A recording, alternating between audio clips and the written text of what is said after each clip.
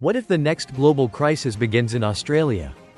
In 2025, Australians won't just be choosing a new leader, they'll be deciding the future of climate policy, China relations, and global market stability.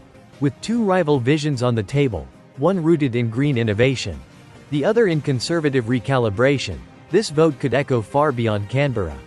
So what's really at stake?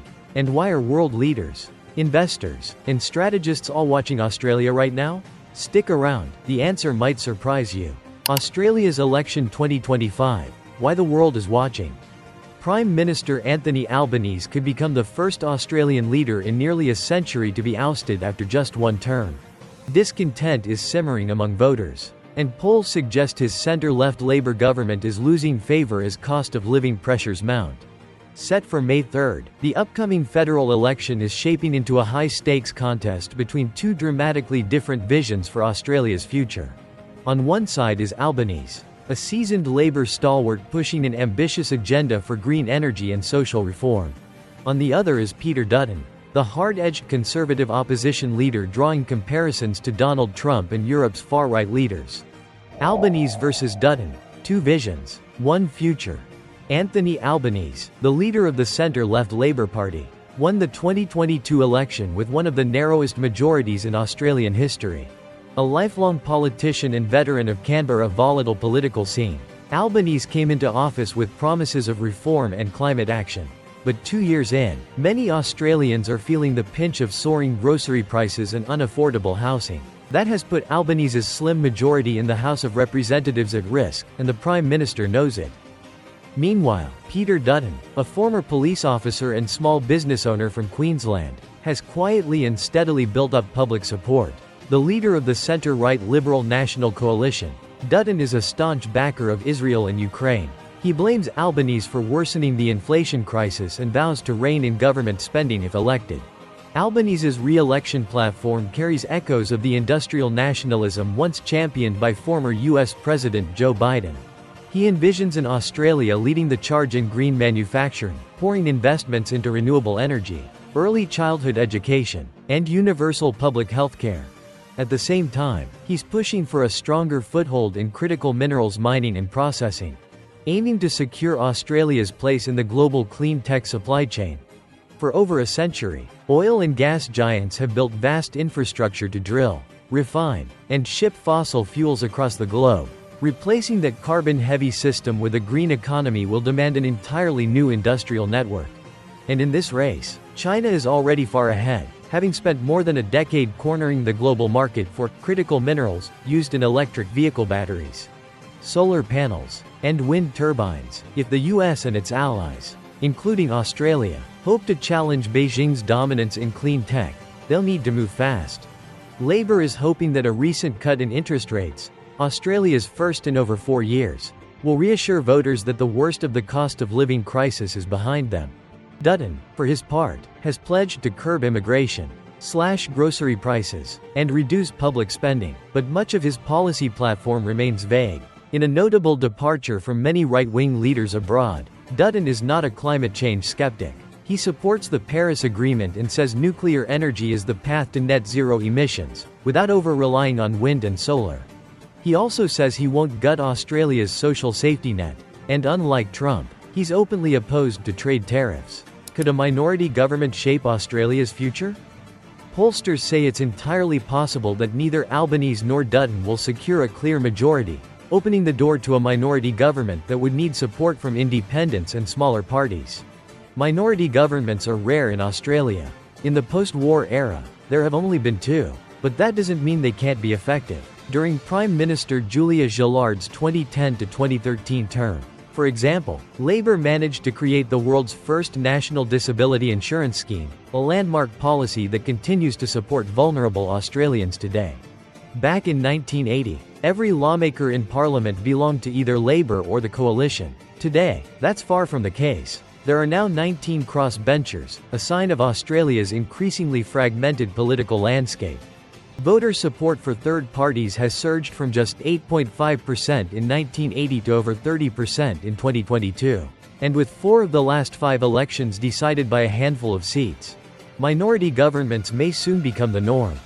Independent lawmakers and smaller parties span the entire political spectrum, from the progressive Greens under Adam Bandt, to climate-focused centrist, Teal, independents, to conservative mavericks like Bob Katter. Should neither major party win outright, these cross-benchers will likely demand bold action on climate change, electoral reform, and tax overhauls in exchange for their support.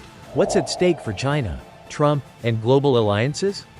Foreign policy rarely dominates Australian elections, but this time, the stakes are different. Under Albanese, ties with China have thawed after years of escalating tensions under previous conservative governments. Beijing has rolled back trade sanctions on key Australian exports like wine and barley, signaling a fragile but improving relationship. But a Dutton government could change that.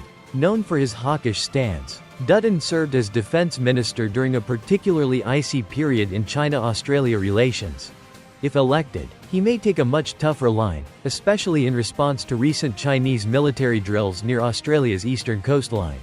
His party has repeatedly labeled Albanese as weak on China, and a shift in leadership could signal a return to confrontation.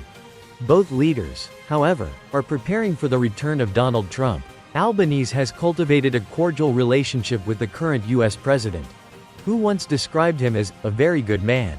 Dutton, while aligned with Trump ideologically, diverges significantly when it comes to climate policy, Ukraine, and tariffs. Tensions with Israel may also play a role. Labor's relationship with Israel has cooled since the conflict with Hamas, as the government tries to balance the views of Australia's Jewish and Muslim communities.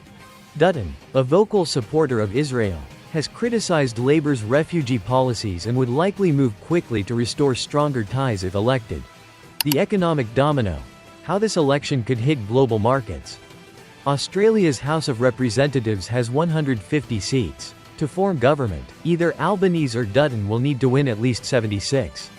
Albanese's Labour Party currently holds 77 seats, while Dutton's coalition lags behind with 53, the result of a heavy defeat in 2022. It's a steep hill for Dutton to climb, but far from impossible. Unlike the US or UK, Australia uses a preferential voting system. Voters rank their choices, and if their first pick is eliminated, their vote transfers to the next preferred candidate until someone earns more than 50% of the vote. Voting takes place on a Saturday, and most ballots are counted the same day. Usually, Australians know who their next leader is by that night. But with this election too close to call, and no reliable polling to fall back on, it could be a long night before results are clear. No matter who wins, economists expect government spending to remain high, or even increase. That could mean more debt issuance and higher bond yields. Extra spending could also fuel inflation, prompting the Reserve Bank of Australia to slow or pause rate cuts. Still, markets tend to see the centre-right coalition as better stewards of the economy. So a Dutton win might boost investor confidence, at least in the short term. But a minority government could slow policymaking and make compromise the norm. That could mean uncertainty in key sectors like healthcare, housing, and energy, areas critical to Australia's long-term economic health. Perhaps most at risk is green energy investment. The sector relies heavily on stable, pro-renewables policy. A shift away from that, especially under a government open to nuclear power, could send shockwaves through the industry. If businesses lose confidence, investment could stall, and with that, job growth might falter too. This isn't just another election down under. It's a bellwether for how democracies are grappling with climate change, China, and economic inequality. The outcome will shape not just Australia's domestic policy, but its role in a region increasingly defined by power struggles, economic, geopolitical, and environmental. Australia has long prided itself on being a steady voice in a noisy neighborhood. Come May, voters will decide whether that voice leans into bold transformation or cautious recalibration. As Australia edges closer to one of its most consequential elections in decades, the world is holding its breath. Will voters choose continuity or change? Green innovation or nuclear alternatives? Diplomacy or hardline strategy? This election isn't just about who leads Australia, it's about which direction an entire region might take in a rapidly shifting world. But what do you think? Is Australia heading toward bold climate leadership or a more conservative course correction? Could this be the beginning of a new political era, or a return to the old guard? Let us know in the comments. Right arrow, who do you think should lead Australia? How might the result impact your country? Your economy? Or your values? We'd love to hear your thoughts, and don't forget to like and subscribe if you want more deep dives into global politics.